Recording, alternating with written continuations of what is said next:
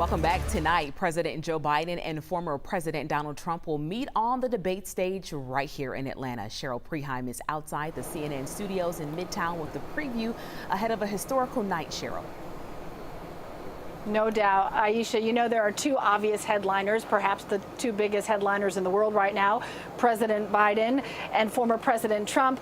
But Atlanta gets an enormous spotlight in this as well. But with that kind of attention comes some inconvenience and some challenges right along with such a big event. And we're talking about road closures and the plans for potential protests. 11 Alive's Bo Beth Yates is a couple blocks away from me here at 10th and Fowler across the connector. Big plans in place because they're expecting quite a few protesters as the day goes on.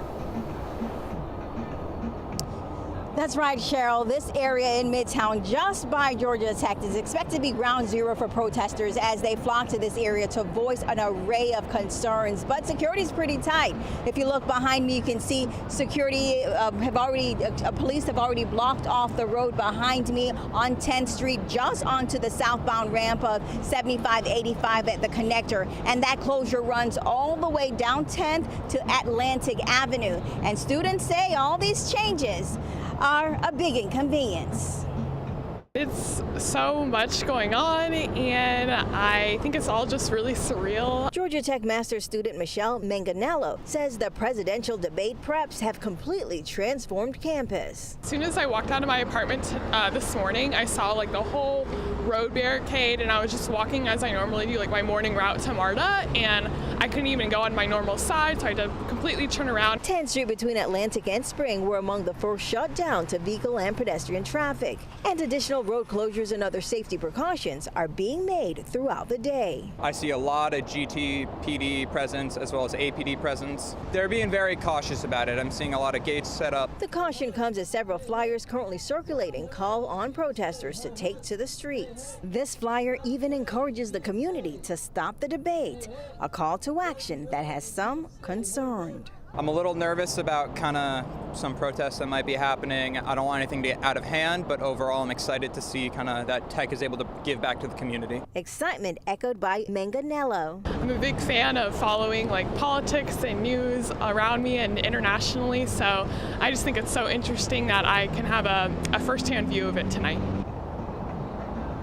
Now officials have blocked off again this section of 10th Street just by the on-ramp to the connector all the way to Atlantic Street has been closed. So they're advising people to stay away from this area unless you have to be down here.